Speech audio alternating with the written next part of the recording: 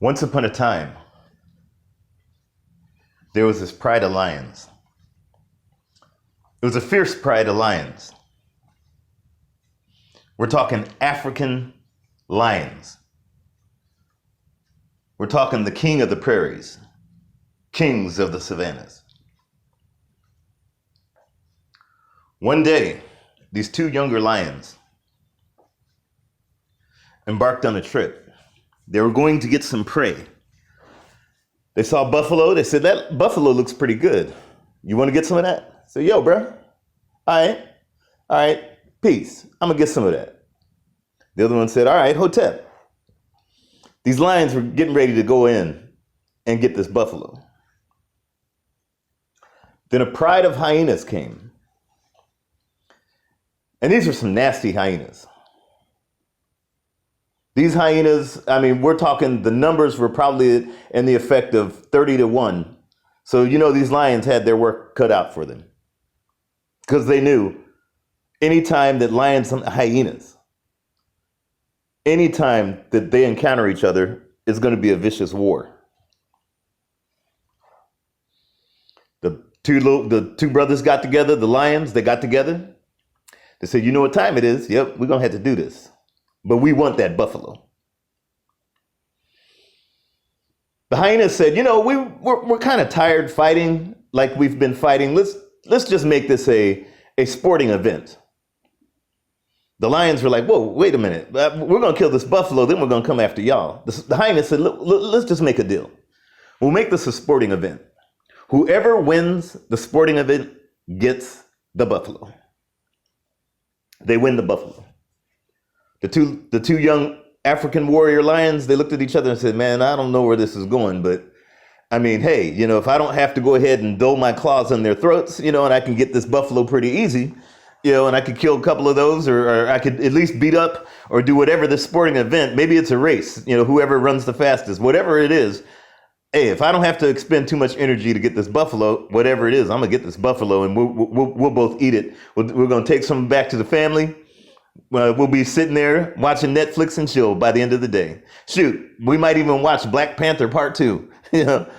So the hyenas got together. They started cackling. You know how hyenas do, and they were laughing because they were, they had fun. The lions were entertaining them with what they were going to do, how they were going to win and whatever.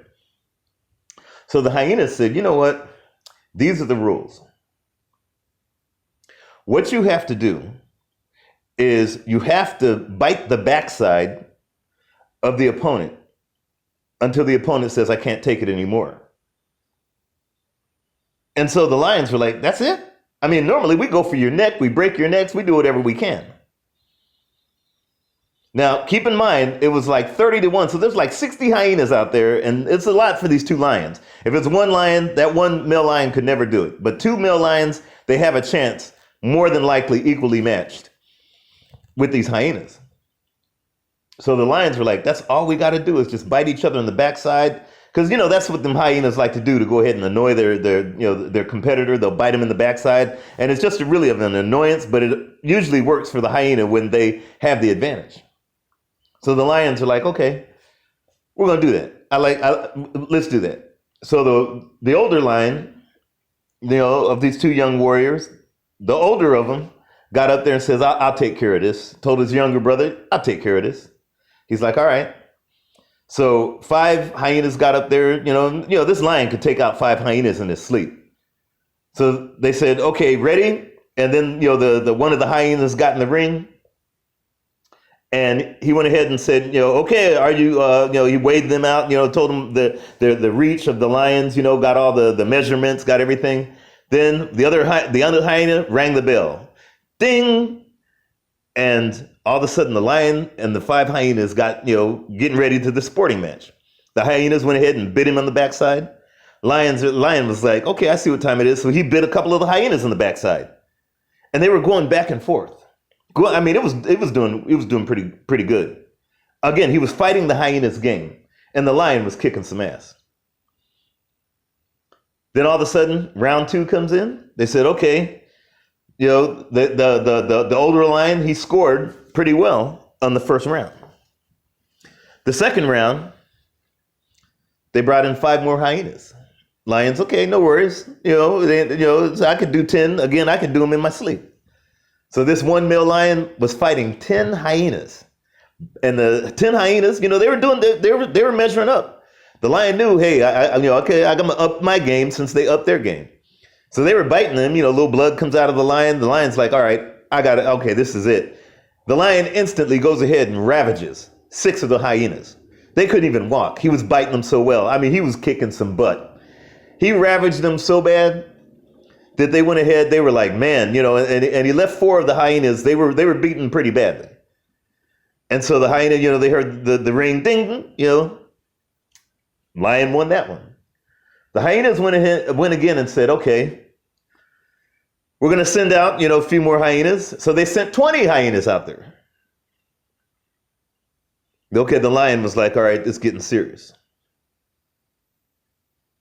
Next thing you know, lion is out there, what is it, like 35 hyenas he's already, fighting. Now all of a sudden, and now he's got to up his game. He cannot fall. But see, lions are very good. They know that irrespective of the numbers, if they have the advantage in terms of if they know who they are, and they go to what what's in their basic instinct, an instinct that goes back thousands of years, hundreds of thousands of years to the first lion, they know they'll always win, irrespective of whether they had to fight 35 hyenas or not. The lion was doing whatever he could, and he was getting the best of them. In other words, he took out 15 of the hyenas that came in out of those 20. Took out 15 of them. I mean, they couldn't even walk. They were like, man, he bit them so bad on the backside, but he did take some scrapes. But the hyenas went back to their corner. Lion went back to his corner. He's looking at his younger brother, and the younger brother's like, yo, bro, I know what you're doing, man. You're really fighting. And the lion said, yeah, well, the rules were I cannot kill them. I could ravage them, I can bite them, but I cannot kill them. I know that's what we do as lions, but we're fighting this sporting event, and I want that buffalo. I want us to eat that buffalo, so we're going to fight the rules and the way that the hyena had set. Because, hey, we're going to fight their rules regardless, because we know we always win, irrespective of whether it's hyena rules or not. Lions are almost always the victor, especially male lions. So what had happened is that next round, because remember, the lion says, I'm not out there to kill him. That's what the lion normally does. But he's not out there. He's fighting the rules of the game. A very admirable, intrepid, very immoral lion. He's fighting what he was sent out, the text of what he was supposed to do, fighting the hyenas fight.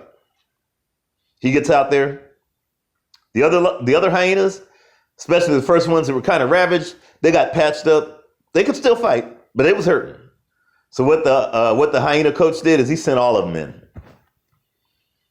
Now you got 60 hyenas against one lion. A lot of them were injured, but it didn't matter. The lion was fighting. I mean, he was tearing, he was ravaging whatever he could get. He was fighting like you've never seen. You saw the hair whisk back and forth. You saw the roar, the loudest roar that you could ever hear comes out. Next thing you know, the lion was surrounded by all 60.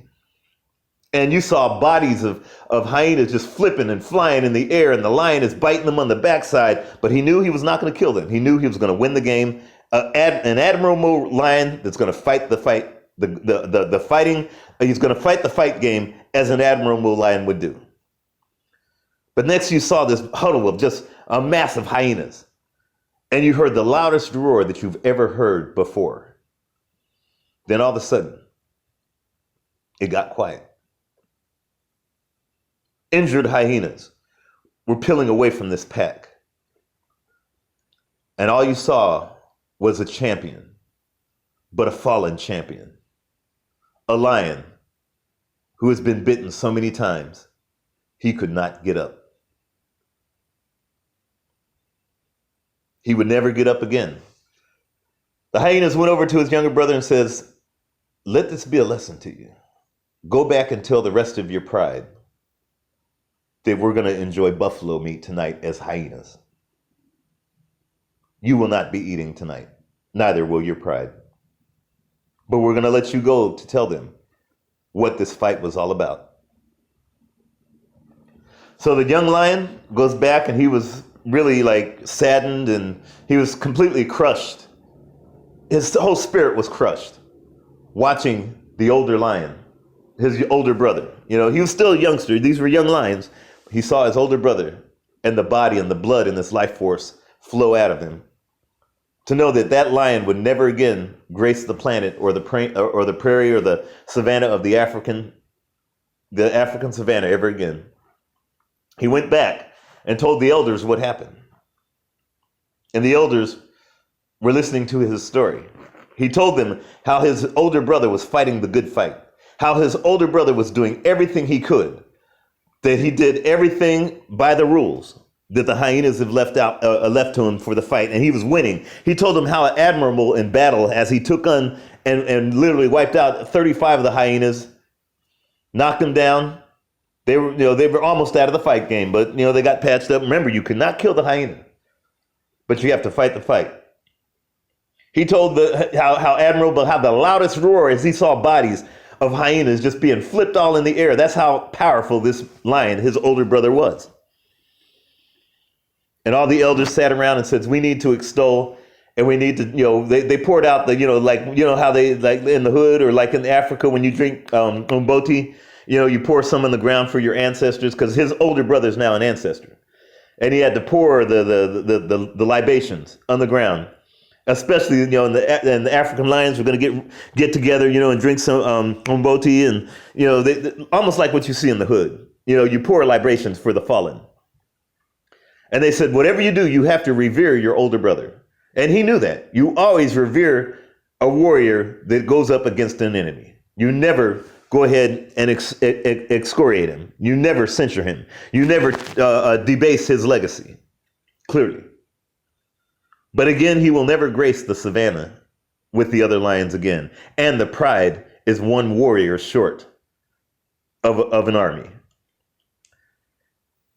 But all the other elders, they got around and they said, look, we're not going to go ahead and debase his legacy, but we will say that, we will try to train our lions to win the games. The oldest elder came out. And this was like you could tell he had fought a lot of fights. He had fought so many hyena fights. This elder, his mane still had a little bit of black on it. It was a giant mane, but it had a lot of gray. And he walked in there, barely could see. His eyesight was almost gone. Matter of fact, he lost one eye in a war against hyenas. But he got up there and he was still kind of fit because he never let himself succumb to his age. Didn't matter whether he had disease or not. That older elder lion says, I'm always here as a lion to fight as a warrior. Because if I'm not, I will never be able to show our young warriors how to win and to be able to bring the buffaloes back to the pride. So he walked in, and it took him like about 15 minutes to get to the pride. He was only a few yards away, probably 30, 40 yards away. And they saw him come in, this older lion, this elder. But they knew that they had to respect this elder. Because the elder, you could see the scars and places where his skin was torn and flesh, but he had always won. He was still in shape. You're talking hundreds of scars of battles that he fought against hyenas. And he was always able to get the buffalo. Then he walked back there and he told the young lion and the elders, he says, and some of the elders, he says, I'm the oldest amongst you, but I'm going to tell you something. I have to go ahead and praise our young fallen warrior, our fallen warrior. I have to. I also have to say one thing is very important. There was a time in my time when I was a young lion, like our son, our fallen warrior, we knew whatever we came up against in terms of an enemy, whether it was leopards, hyenas, or whatever, we had to be thorough, even if we fight their game. That elder told the story of when he went through the same thing as his young fallen warrior. The hyenas went ahead and told him, fight our game. We'll just bite each other on the backside. We will not kill each other. And the young lion and all the elders, especially the youngest lion, the young brother, he was listening as if his life depended on it.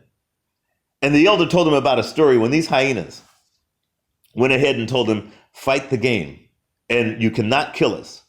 but you have to fight. These were the rules that the hyenas left. And the lion, being an intrepid warrior, being a moral and a very, an upstanding warrior, fought the hyenas game. They sent 90 hyenas after him. The young lion was like, wow. And this is why he was the most revered elder, because he fought with his brother. He fought 90 hyenas. And he told the young lion, my brother was like you.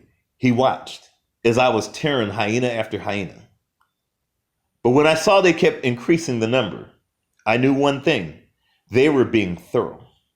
And in the third round, when they almost got the best of me, I knew that they were going to send all the hyenas. In other words, in the game of cards, they went all in. When you go all in, there is no such thing as fighting your enemy's fight. You fight your fight.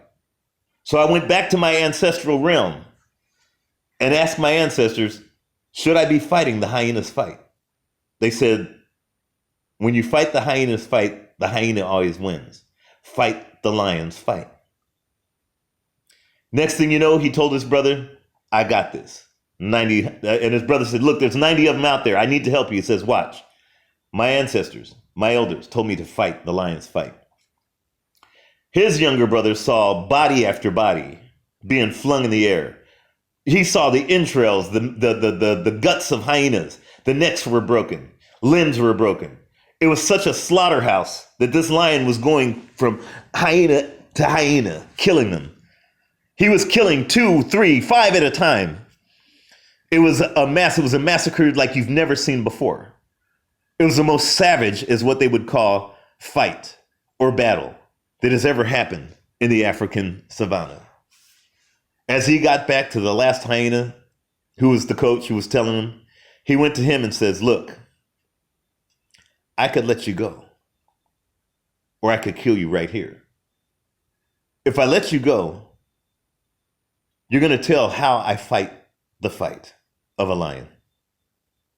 If I kill you right here, I will prove what my ancestors said. Leave no man standing. Leave no hyena standing. The hyena got on his little paws, on his little hyena knees and says, please, Mr. Lion, I'm just doing what hyenas do.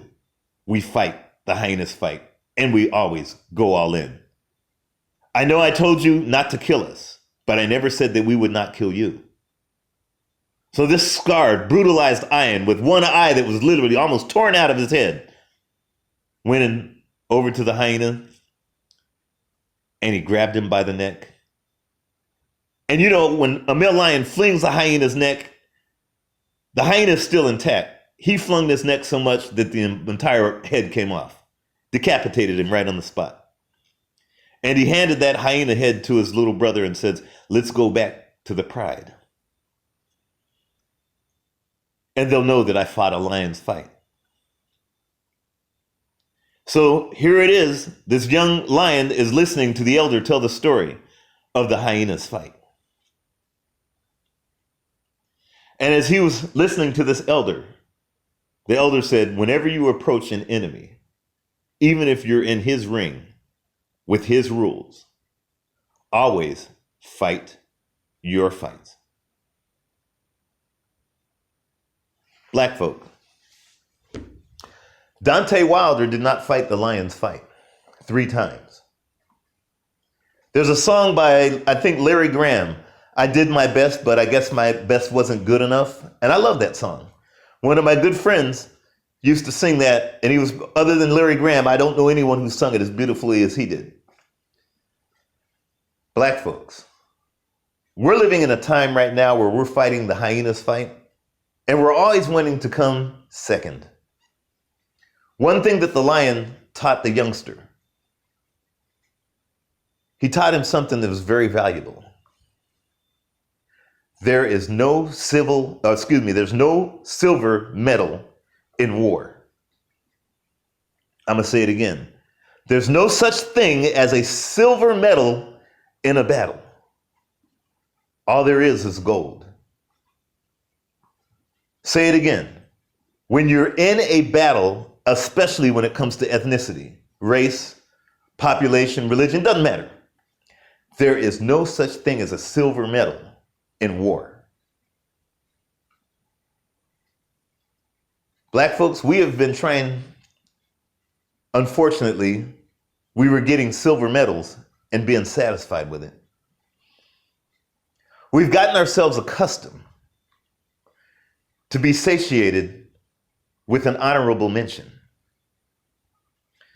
The only individuals in battle that have honorable mentions presently or currently reside in Arlington Cemetery. I'm going to say it again.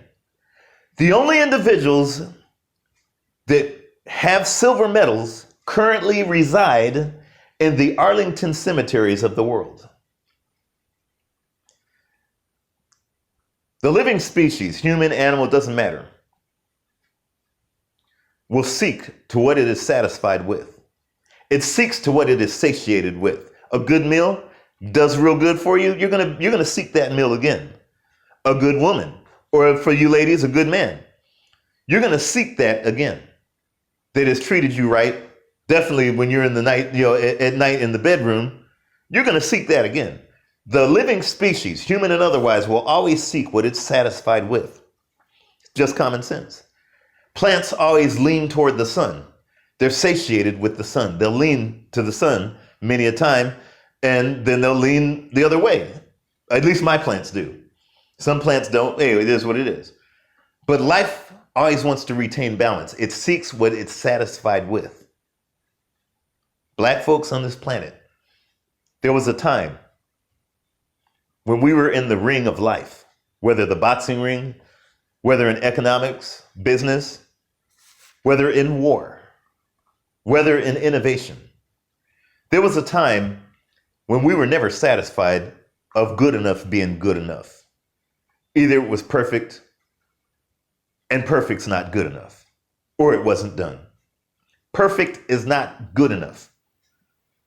Unfortunately, especially the last quote unquote 60 years, if you want to call it that, and then some, when we started to seek to be satisfied with being a hyena, whether we're fighting the hyena's fight, marrying the hyena's kin, having the hyena's religion, or the hyena's morals or immorals, we seek to be satisfied to have ourselves have their standards. Their standards are not African standards. They're not our standards. We fight their rules because we say, how could you do this to us when you guys are cheating? A hyena is out there to cheat. That's what its rules and its world is about. Our standards are not their standards. Our frame of reference is not their frame of reference. When we align ourselves to have their frame of references to be ours, they will always win. There is no second place in war. The moment that you let them be your standards or your frame of reference, you will always get second place. Their rules are established for them. When you go to battle, whether it's in business, whether it's in war, whether it's in the boxing ring, you have to kill them. Deontay Wilder, unlike those that came before him that knew that it was battle in the ring, Deontay Wilder not only did not leave on his own volition, but his enemy left on his own volition. His enemy left on his own 2 feet. Whether it was Jack Johnson, Muhammad Ali, Sonny Liston, Sugar Ray Leonard, Joe Louis, Mike Tyson, their enemies normally left, but not on their 2 feet. These champions always left. Most of the time, they left. I'm not saying I should say most of the time. When they went into war, into battle, they fought the African fight, not the hyenas fight. When they fought the hyenas, whether it was Jerry Quarry or whoever else, most of the time, when they went in, they knew to themselves, either I'm going to leave on my 2 feet, or the hyena is going to leave walking out on his 2 feet. He's going to fight his fight. I'm going to fight the African fight. There is no such thing as good enough. being good enough. Because perfect is not good enough. I said that the human species always seeks to what it's satisfied with. Everybody does that. Once you're satisfied, I want to have that again. That was good. The black race, in business, in war, on the African continent, no matter where we reside on this planet, we have, because of the fact that we're using everyone else as our standards, our frame of reference, we seek the thing that satisfies us the most, and that's the silver medal.